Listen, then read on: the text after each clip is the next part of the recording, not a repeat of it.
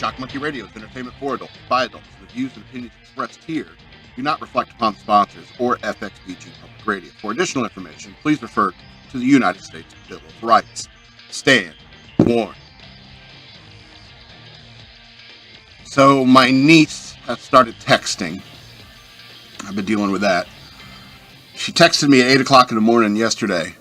And 45 minutes later, after she didn't get a response, she said, "Sorry, you must still be sleeping."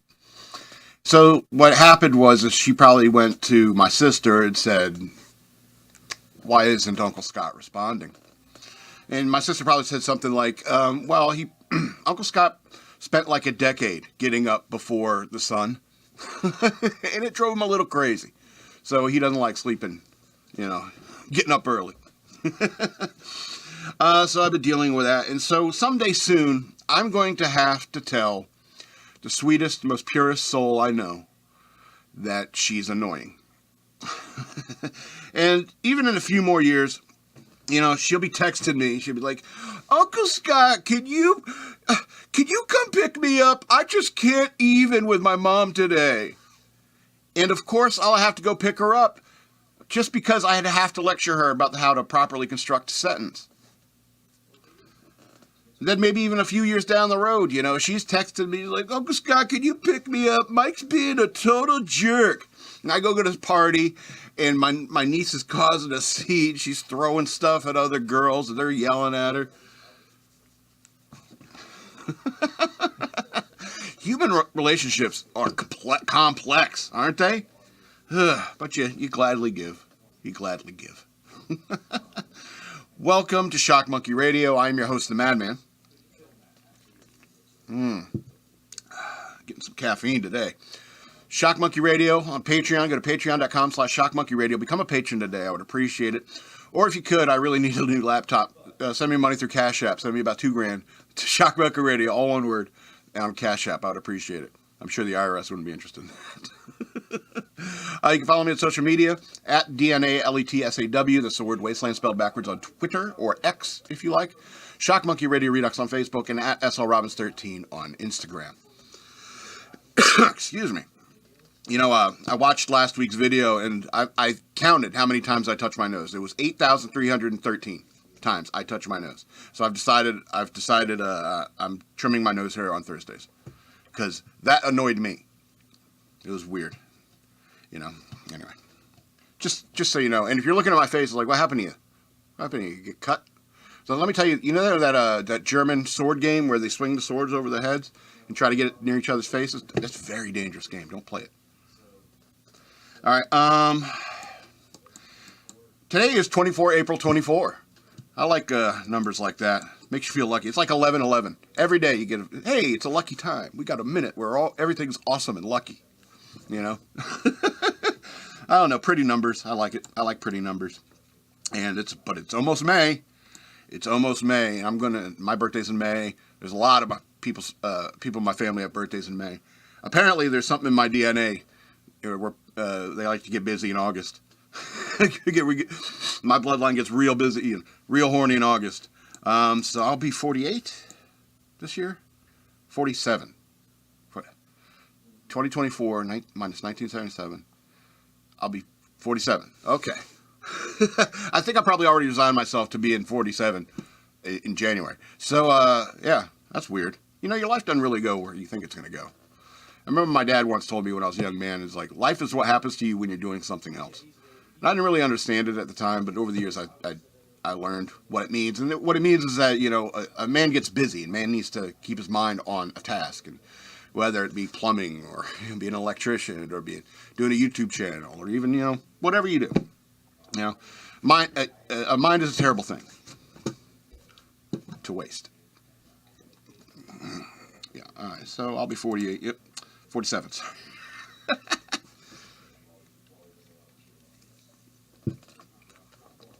Ron Howard. I'm so glad to meet you, Ron Howard. Hey, where are you going? You going in the elevator? Look, I got a really good idea for a movie, mister. By the way, I love that hat, Mr. Howard. Yeah, just all the way up to, okay. Well, I got the elevator pitch going for you. Which floor? Okay. Here's the elevator pitch. All right. So there's a guy who plays like Dungeons and Dragons. You know what Dungeons? Okay, all right. He played Dungeons and Dragons, maybe something like a better game, like Heroes Unlimited, a Palladium game or something like that. Yeah. Ron Howard's assistant is very excited about this elevator pitch. So the guy, he plays like these role-playing games, right? And the first night he like does a dungeon master, where he becomes a dungeon master, or he does the game mastering thing. That very night he goes home and he gets kidnapped by these time travelers, right? And these time travelers take him into the far distant future where there's some sort of alien invasion or something like that. And the reason he got snatched is because there's some old guy in there in the future. He goes, my father told me about a master strategist. He was a dungeon master back before the invasion. Like they're like in the future they're out of strategic leaders, so they got to like hunt great minds from the past instead of getting I don't know Tacitus or something. They go and get some dungeon master. And Ron Howard probably says that's the dumbest thing I ever heard and gets off the elevator. Anyway, if you want to get this movie made, give Ron Howard a win. Yeah. Don't tell Ron Howard what we're up to, because we're calling ourselves DreamWorks. What was that movie, Zack and Miri Make a Porno, where they make a joke about DreamWorks?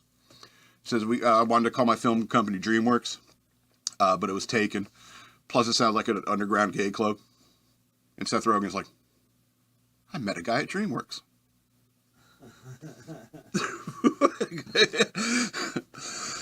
That's a great movie. Underrated. Yeah. Anyway. You ever get those elevator pitch ideas? You be driving in your car, you know, you spaced out and just in traffic. And if I had Ron Howard here with me, what would I tell him? Let's make a movie, Ron Howard. Alrighty. We did the warning, right, at the beginning. So I just want to let you know this still applies. Because we're going to talk about something. It's adult. We're going to talk about something adult, and we're going to talk about something that everyone knows, but they don't want to talk about. And what they don't want to talk about is that you can't jerk off around cats. Everyone knows you can't jerk off around cats. All right? Now, assuming you're like in the same room. It's like you go in the bathroom, you do it, you should be fine. You know, as long as your pets don't follow you into the bathroom. You know, you should be fine. But if you're in your bed and your cats are allowed to come in and out of your room or something like that, you're in your bed and there's some sort of furious action happening underneath the covers, whether or not the lights are on, the cat's going to be incredibly interested about whatever's going on. All right? And next thing you know, this guy leaps off the top shelf of the bookcase, claws and teeth, ready to kill, you know, and bites the smelly hand that feeds them. Okay? And you fling them off. The cat goes flying and it's like, what? Why? I thought I was helping you. I thought you were being attacked by a giant snake. Cat's confused. So you know you can't do that kind of stuff around cats. Dogs don't care.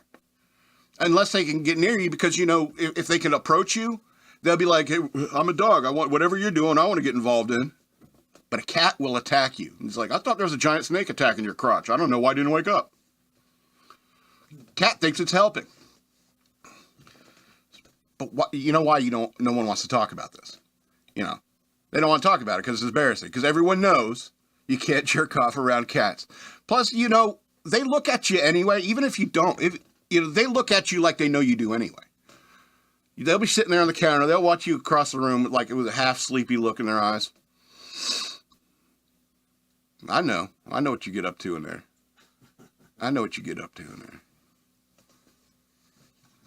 So I got a new cat. I'm kidding.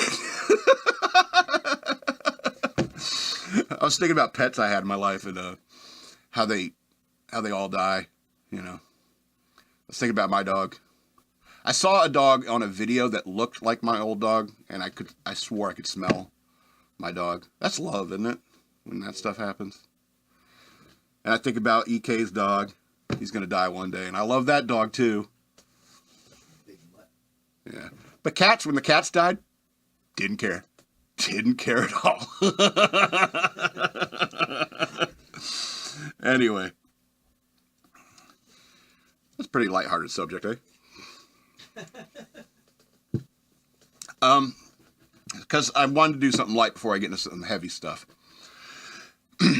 So here we go. I want to talk. There's a couple news stories that relate to this this thing, but I want to talk about it generally for a little bit. And this is all these college morons out here chanting "Free Palestine." You know, you are so monumentally naive about the realistic nature of the world. There is a lot of the world that is not the United States. Not all people are the same. Not all religions are the same. Not all societies are the same. And not all justice is the same all throughout the world. All right? And when you live in America and you say ridiculous things like Queers for Palestine, you show, like, you summarize your stupidity. Queers for Palestine is summarizing your stupidity in 3 simple words. You know what I mean? And I know people have said this to death. It's like, if you care so much about Palestinians, go and live in Palestine. Because if you are anything other than Shia Muslim, they're going to, at the very least, bludgeon you with rocks. All right? If you do anything even remotely gay, all right? If you say, I think Freddie Mercury does an all right singer, they might throw you off a rooftop. All right? And if you're a woman who talks back to a man, I'm sorry.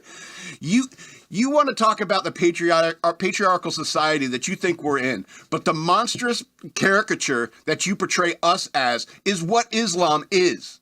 That is the patriarchy. All right? Women aren't allowed to wear clothes that they want. They have to wear a tarp. You know? They got to do whatever the husband says. And if he gets mad at them, you just lock him up and... You could be raped. You could be raped and they'll blame you. They'll stone you for being raped. All right? You want to talk about evil societies? That's an evil society. All right? And maybe it's just I had the luxury of being in the Navy for only 4 years and it got a little more worldly. I went to other countries. I went to other ports and stuff like that, and I saw real racism in action. And trust me, you haven't seen racism until you go to Europe, until you go to someplace like the Middle East or Africa. All right? It's real big everywhere else in the world. And when you see racism here in America, that's why I find it so hilarious, because you have no idea what true racism is, true anti-Semitism is. And you're edging on, and even stepping over the line of into anti-Semitism with all this Free Palestine nonsense. You are so monumentally naive. All right? You know, in India, they have the caste system, right? Because they're Hindus. They think, that's where you are, buddy. That's your lot in life. You know, they think that you are where you belong. And so if you're homeless in India, it's like, sorry, it's your turn. That's what they believe. And that's the way their society works. All right? You go to the Middle East, and like I said, it's a horrible patriarchy where it's a call to prayer. Everyone's Sharia law is what a lot of them want. They want violence against anyone who isn't Shia Muslim. So even Sunnis and everyone else, you know, and you could even like say, it's like, well, I don't believe in God. I believe all religions are equal. And to say, yeah, they want to kill you too, because you don't acknowledge their brand of Islam. Okay? When I was in the Navy, when you go to a port, you'd get a port brief before you got to the port. All right? It'd probably be your captain or your XO or maybe even an intelligence officer getting in like closed circuit television. Everyone's watching, and he's saying, this is the city we're going to be in. We're going to be parked here. Here's the buildings. Here's businesses and locations. Over here we got, like say you pulling into Haifa. Do you know where Haifa is? And you're like chatting like Free Palestine? Anyway, you go into Haifa, and it's like, over here we got, you know, Hezbollah elements, we got Hamas elements here, you know, we got these factions, these gangs fighting. Even when I went to American ports, they would tell us about like bad areas and neighborhoods to stay away from. Unfortunately, in America, that's just where the sailors go. That's where the party is. So, but when you're hitting a foreign port, you get a report of all the dangerous people who want to kill us simply because we're American. And that's the way a lot of the bad people in the world look at us. All right? The chance to take out like even a sailor, a nerdy sailor, you know, they will take that chance. There are monstrous people in the world, and you have no idea.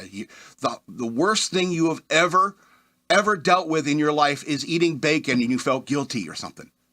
You know what I mean? And I don't mean that in a Semitic way. I mean it in a way that, like, you're eating meat. You're like, I had a cheeseburger once. I could never forgive myself for participating in killing a cow. And that's the worst thing in the world you've ever experienced. You know, people, it's life or death. It's tooth and nail out there in the rest of the world. And you are just sitting here in this lap of luxury in America. You have no idea how lucky you are to be here. Morons. Anyway.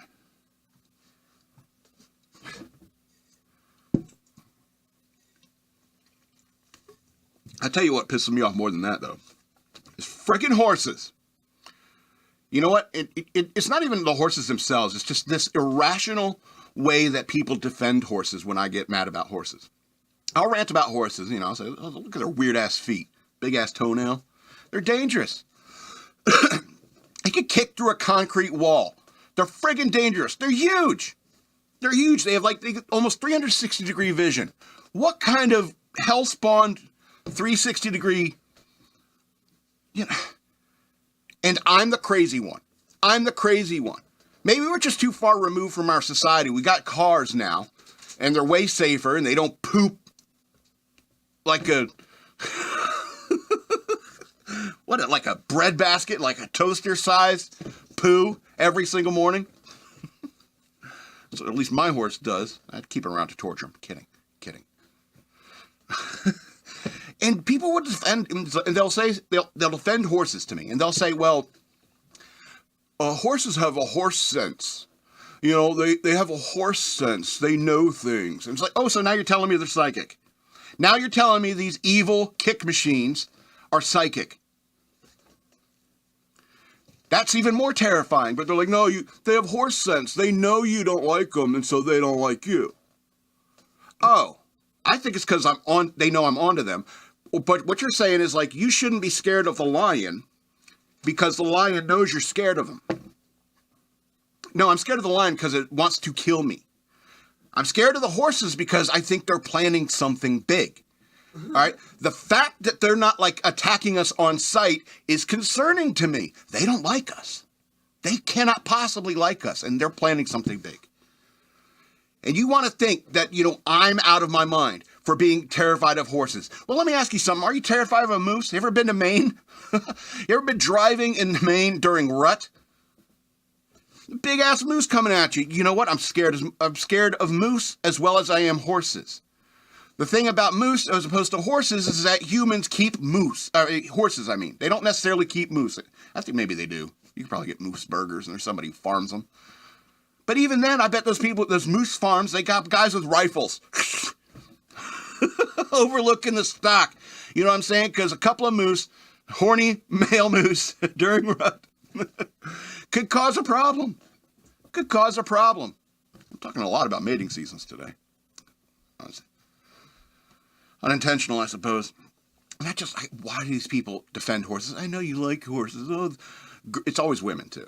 You know, the women is like, I love brushing the big, beautiful animal. I can't control. It's a metaphor for a relationship with a man. I get it. You like horses. But I want to kill them all. We don't need them anymore. I don't even think you need them to make glue. I was thinking about that the other day. It's like, you don't even need horses to make glue anymore. I think you could use, like, parts of cows to make glue. So there's no practical reason to keep them around. It's like, I'm not even in a zoo. Speaking of zoos, yeah, zebras. They fall under horse. And I think technically giraffes fall under horse, too. Those things, they're like a horse, but like a neck that's 60 feet long. And it's a big, giant cudgel. Those stupid little horns sticking out of his head. It's a morning star, is what it is. It's a giant morning star with legs. Anyway, let's get into the news worth knowing.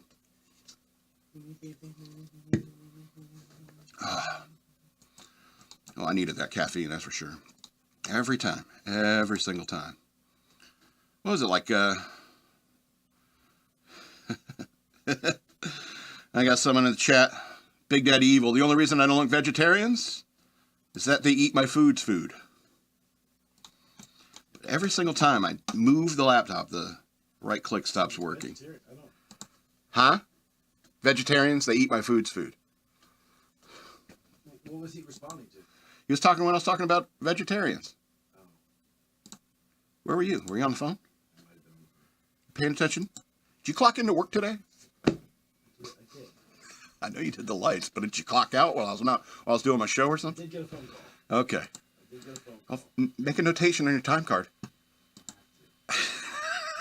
All right. So I dropped the ball, but here, just for you.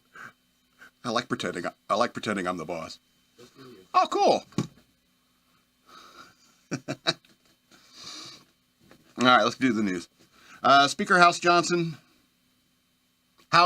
Johnson calls on Columbia University President Minouche Shafik to resign. House Speaker Mike Johnson is calling Wednesday for Columbia University President Minouche Shafik to resign over his handling of anti-Israel demonstrations on campus, calling her very weak and inept.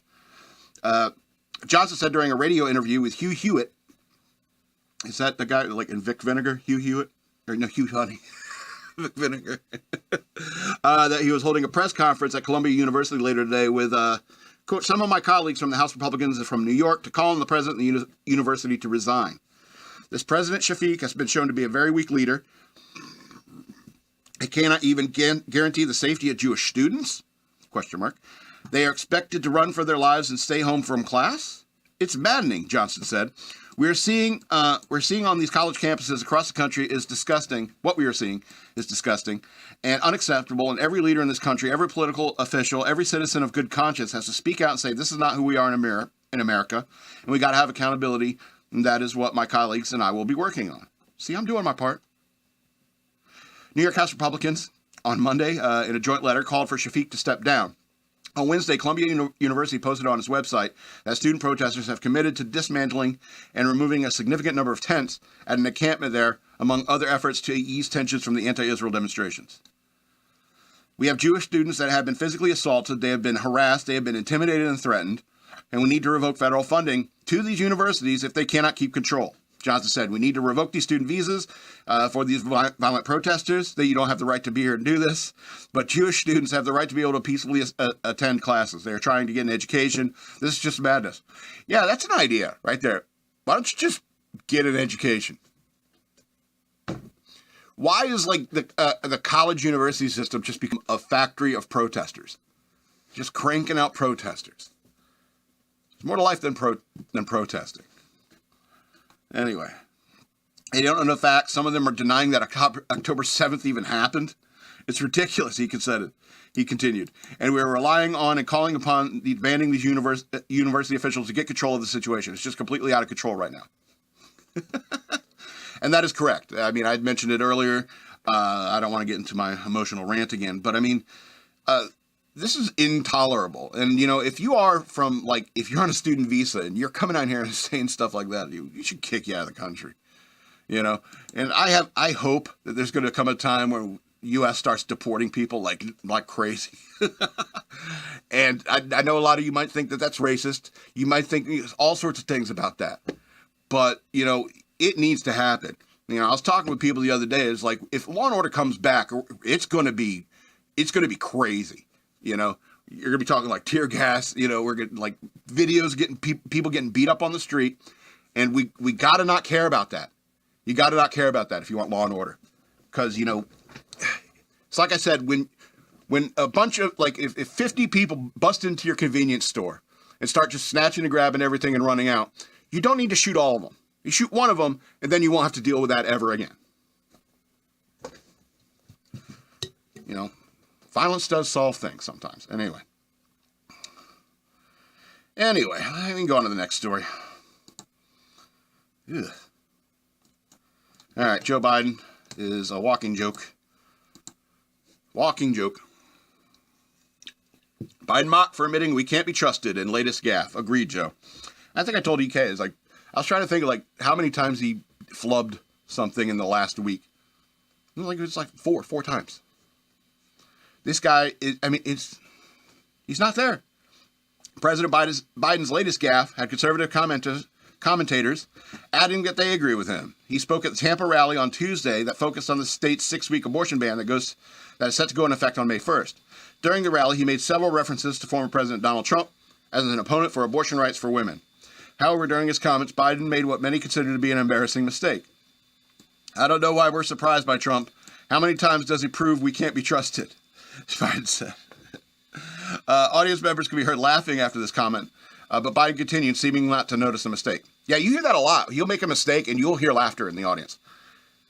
So even if you're there, you're always like, what the hell is he talking about? You know?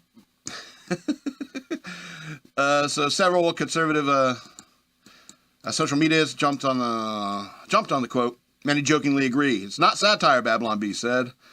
Seth Dillon. Outkick contributor Tommy Loren said that even a blind squirrel finds a nut. God, that's good. If they tell you who they are, believe them, said Red State columnist Buzz Patterson. You'll see this again and again. Okay, yeah. It's like I said, it's like this almost every single time he is seen publicly saying something, it's like, what are you mumbling, old man? What are you saying, old man? And you feel bad. You know, I don't like Democrats. I think they're all evil, you know, and, you know, Biden may be Satan himself, but it's probably Jill Biden is Satan herself. And so what I mean is that, but it's elder abuse at this point. You know, they're shooting him up full of chemicals to get him out in front, push him out in front of the cameras, you know. It's crazy, you know. I feel bad for the guy. He should be at home taking naps until the end, all right?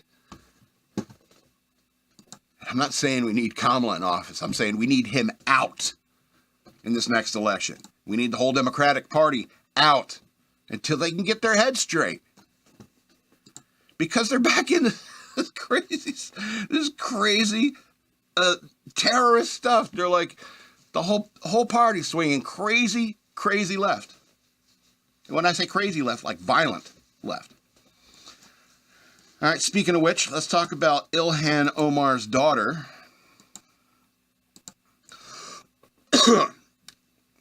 EK clocked himself out. Make a notation in your time card.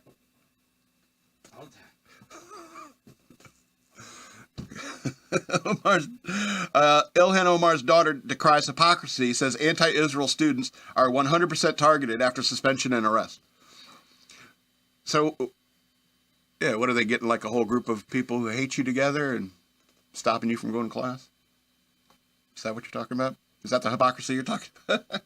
So Representative Ilhan Omar's daughter from Minnesota, Isra Hirsi, is claiming over the weekend that she and her fellow anti-Israel protesters faced physical harm from opponents spraying chemical weapons while protesting at Columbia University. Chemical weapon, pepper spray is chemical weapons. All right. Columbia University has been engulfed in protests over Israel's ongoing military operation in Gaza. Hirsi was suspended from Bernard College, one of Columbia's undergraduate schools, and was arrested by the NYPD for participation in an anti-Israel protest on Columbia University's campus. The NYPD claimed that she was among more than 100 people issued a summons for trespassing. Hirsi and a fellow reporter appeared on Saturday's episode of MSNBC's Eamon Moyeldin Reports, where she was asked if student activists like herself were being targeted because of their solidarity with Palestinians. Hirsi argued that anti-Israel protesters are 100% targeted. Every single protest we have, there's a group of counter professors, maybe is it protesters? I don't know, that bring all of their items, their flags, and things like that, and they're not seen as having unsanctioned protests or really receive the kind of disciplinary warnings that many of our fellow organizers receive just for being seen at these protests. So there's definitely some hypocrisy here. Holy cow, she's ugly. And Ilhan Omar is so beautiful. Yeah, she's evil, but she's beautiful. She argued that such a hypocrisy, especially salient considering counter-protesters used what she called chemical weapons. Quote, you can kind of see it with the students that they were sprayed us with chemical weapons and the fact that there's no public information as to what happened to them. But rather, the university is actively discussing what is happening to anti-Israel students here and making the whole public spectacle rather than when we haven't done anything to physically harm students, whereas those sprayed those chemical weapons physically harm students. As for the chemical weapons claim, Hirsi is mostly likely referring to an incident involving fart spray, quote unquote. So not even pepper spray. Columbia University student was served who served in Israeli armed forces, is suing the school after he was suspended for using the noxious spray during the anti-Israel protest. The student is also accusing the school of selectively enforcing its policies to protect students. Yeah, he served in the IAF, you know. As a harmless expression of his speech, he sprayed into the air a novelty, non-toxic fart spray named Liquid Ass. And wet farts type Liquid Ass. Which he purchased on Amazon for $26.11. Worth every penny. The lawsuit states, almost instantly the university rushed to silence plaintiff, placed him on interim suspension from the university, and published a statement to the university community which accused plaintiff of hate crime and placed plaintiff's safety in grave jeopardy. When the student sought help from the school after receiving anti-Semitic death threats, Columbia remained silent, the lawsuit said. Jeez. So, yeah, we need to check these people. They are out of control. I always thought like pepper spray is kind of useless, but Gavin McGinnis was talking, I think yesterday, about how it's like if you're like in this enclosed space, and these guys are like crowding you, and you got pepper spray, and something's going to go down. You can pull out your pepper spray, hit them with it, and you're going to get yourself if you're like an enclosed space. So even if you and everyone else is blind, it's way better because you're all just wandering around. And if you have the wherewithal to like get away, that's even better. Because so even if you blind yourself with the pepper spray, it's as long as you get them too. That's fair. And I'm all about less than lethal. I'd rather somebody pull out a fart spray than a gun. That's always better, or even a knife. You know what I mean? And so if you're out there and you're crying about being pepper sprayed, I understand it's very uncomfortable. It sucks. But it's not like you got stabbed. It's not like you got shot. And that's always better. All right? It really depends on how serious you're going to get about all this. I don't want anyone to get hurt over this disagreement. All right? I know who's right and who's wrong in this. But I don't want anyone to get hurt over it. But we need to correct these people. We need to set them straight. Maybe throw them in jail until they understand why it's wrong. I know, it sounds crazy. You might have to put criminals in jail. That's what we used to do. And then they just give you a ticket that you had to pay if you throw a cigarette butt out. You didn't have to go to court. The world we grew up in is gone, man. All right. Speaking of guns and knives, Australia counter-terrorism force arrests 7 teenagers following Sydney Bishop's stabbing. So an Australian counter-terrorism force announced the arrests Wednesday of 7 male teenagers who reportedly have links to the 16-year-old charged with stabbing an Assyrian church bishop during a live-streamed mass outside of Sydney. Police say the teens, who were associates of the young attacker who targeted the Bishop Marmari Emmanuel on April 15th at the Syrian Christ the Good Shepherd Church in Wakeley, pose an, quote, unacceptable risk to society and allegedly are involved in religiously motivated extremist ideology, according to Reuters. I can assure you the community there's no ongoing threat to the community, and the action will be taken has mitigated any risk of future or further harm. The news agency quoted New South Wales Police Deputy Commissioner David Hudson as saying, the 16-year-old who has been detained in the wake of the stabbing is now facing a terrorism charge. 7 people have been arrested after 13 warrants were executed in Sydney and Goulburn today as Joint Counterterrorism Team Sydney continues to investigate an alleged stabbing at Wakeley Church. NSW police said in a statement on Wednesday. At about 11:15 a.m. today, 11:15. I love that. Investigators executed 13 search warrants across a number of suburbs of Sydney, including Bankstown, all the... We know. I know those neighborhoods, don't you? Yeah, so a number of items have been seized as a result of today's activity, including a significant amount of electronic material. I'm sure, no matter what you arrest somebody for, I'm sure you get a considerable amount of electronic material. Who was it? Was it Jonathan? He's showing me his phone. He's like, I can show you this picture. And he pulls up like his phone, his like gallery on his phone. And hundreds hundreds of pictures. And there's so many people that have hundreds and hundreds and hundreds of pictures.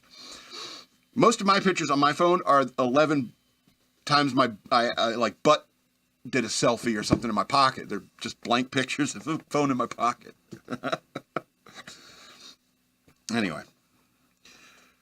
So, the point of this article I want to single out. It's like, see, even if you take away people's guns, they're going to use swords. They're going to use knives, you know. The violent want to accomplish violence, and they'll do so any way they can. Maybe if there are people in that church that were armed, like they have armed security, as soon as the guy starts rushing the preacher or the bishop with a knife, bang, bang. Well, it seems real simple to me. I mean, am I a genius? Yes. Yes, I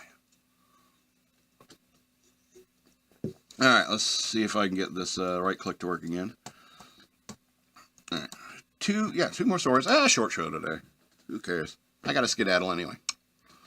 All right, so teen hassled by friends when he won't drive unless all the passengers are buckled up. So responsible teen takes heat for doing the right thing. Read what others wrote about him on social media. An unusual drama is going viral on Reddit, as a young man sought advice for friends who gave him grief for insisting they fasten their seatbelts in the car before he started driving, and over 60,000 people have already reacted to the post. Last night, I was getting off work at 11:30 p.m., wrote the young man, describing himself as 18 years old. My two other friends were also leaving as well and asked me if they could get a ride, he wrote on Reddit. His friends are also two 18-year-olds. I said, sure. They all live within a mile and a half from our workplace, 3.5-minute drive, 15, 20-minute walk. Very specific. And they both live in separate houses at different ends of town. On the Am I the Asshole subreddit. The young man went on. So it was a pretty chilly night, about 40 degrees, and only a few cars were out and about. We all packed into my car. I waited to hear all of their seatbelts click. Seatbelts sick? Spelling in check? Is it seat space belts? Anyway, I guess that's what I mean. It never came. It's like I'm waiting for that fourth seatbelt to click, that kind of thing. So I asked if they could fasten their seatbelts, and they looked at each other with confused glances. The young man said, after a solid minute, one of them broke the silence and said, "Wait, you're serious?" And I said, "Yeah." The Reddit writer went on, so that they asked why, and I said, for obvious reasons, safety, and I don't want any tickets if we happen to get pulled over. Neither of the passengers apparently moved to buckle up. At that point, the young driver told them, if you don't fasten your seatbelts, I'm not taking you guys anywhere. At that, both young men hassled him and finally got out of the car. And he told him, suit yourself. And the driver apparently left their friends in chilly weather on a dark night with a 20-minute walk home. Young man asked others on the platform, am I the asshole for not giving my friends a ride if they didn't fasten their seatbelts? Fox News Digital reached out to a psychologist, blah, blah, blah, blah, blah, with one person him calling a bloody legend for his stance, and the top comment earning up 10,000 upvotes. All right, so the rest of the article is what they think of it. What do you think of that? And I'll tell you what I think of that. And I think that that's hilarious. I think that's an incredibly safe driver and a friend who's looking out for you. Me, I'm not so hard-nosed about this. Okay, I have two good friends who do not like to buckle up. And I remember there was this one time I was with one of them, and you know how if you don't buckle up, you'll get these modern cars that'll bing, bing, bing. Then they'll go away for a little while. It's kind of like the smoke detector. It's just, they don't hear it anymore. And then this one time he said, oh, what's that beeping? It's like, it's probably wants you to put your seatbelt on. I followed that up by saying, I kind of want you to put your seatbelt on too. You're my friend. I don't want you to get hurt, but I mean, I'm not going to make you. You're an adult. Your life is your responsibility. I'd rather you not. I'd rather you put your seatbelt on. That's all. I have two friends like that, and they're like, and I'll try to like casually bring it up. It's like, yeah, or if like take a hard turn, he's like slides a little bit. He was like, yeah, if you had your seatbelt on, probably wouldn't have. Been a problem with that. And then I have friends who are more hardlined about it. It's like I had this one time I picked up a friend and got in my car, and he got in my car and he sits down and closes the door. And as soon as the door is closed, I put it in drive and start going. And he goes, whoa, whoa, whoa, whoa, whoa, whoa. Can you at least wait for me to get my seatbelt on? And I said, are you serious? Just like these guys. You serious? And it's like, we're in a parking lot, dude. The most dangerous thing we have to worry about in a parking lot is a satellite falling on us. And a seatbelt ain't going to do shit. You know? It's like we're going 5 miles an hour. And you're like, oh! It's like that scene in, what was that movie, Year One, where they get on the cart for the first time and the cart starts going and they're like, oh! They're freaking out because they've never been on a cart before. And so, I mean, I don't know. That guy's a weird cat anyway. There's this one time I put my BB gun in the car. We're going on a camping trip with my BB gun in the car. It's a little Red Ryder one cock, you know, in the car. And he's like, he says, is that thing going to go off? No, you know it's not a gun, right? Yeah, I know it's a BB gun, but it's not going to go off? No, dude. Unless you go back there, cock it, take the safety off, and then pull the trigger. It may be a Red Ryder BB gun, but it has all those features in place in order to be safe. But so it's not going to go off. It's not a bullet in the chamber, dude. It's not like it's in the sun and then the bullet's going to cook and then it's going to go off. Even real guns, that doesn't happen. Okay. Anyway, it's fun to argue with friends. Who else are you going to argue with and still be friends with? People who can't handle that and they ditch you. You get like one argument with a person and you never hang out with you again. Pfft, screw them. You can't be adults about a thing. Last story. Bird rescue results in a catch of a loud squawking peacock that spent months on the run. Months on the run. A peacock that spent more than 6 months roaming a village and hopping from house to house and fence to fence, most recently squawking loudly in search of a mate, has been caught at last. Residents of Gravesend, Kent, in the UK, have grown fond of the bird that they named Satage. That they've been feeding and caring for the bird, according to the Southwest News Service, the British news service. Yeah, we know. But when breeding season hit, the peacock started making loud noises to try to find a mate, which is when calls were made to the Dartford Animal Rescue to try to remedy the situation. Oh, it's all good when there's not horny birds. We'll feed it, but it comes up here trying to bang us. We're calling the cops, mate. Call the bobbies. Roger, call the bobbies. There's a horny bird in me yard. It's off in the garden now. Honk, honk. I'm sorry, I'm in a goofy mood. It's mating season. What can I do? Rescuers reportedly coaxed the bird off a roof by playing peahen noises. So they got like somebody with a bird call out there. They got the Duck Dynasty guy out there. Leading the bird to the parking lot and grabbing him and putting in an IKEA carrier bag as part of the rescue operation.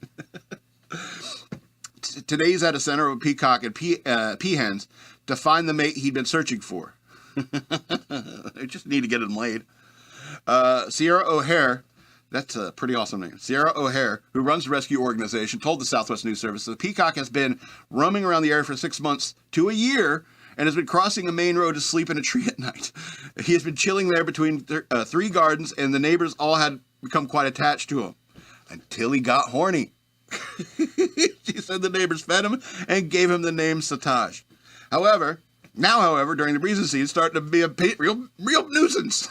He started to make a really loud call because he was looking for a mate. So the neighbors became quite concerned.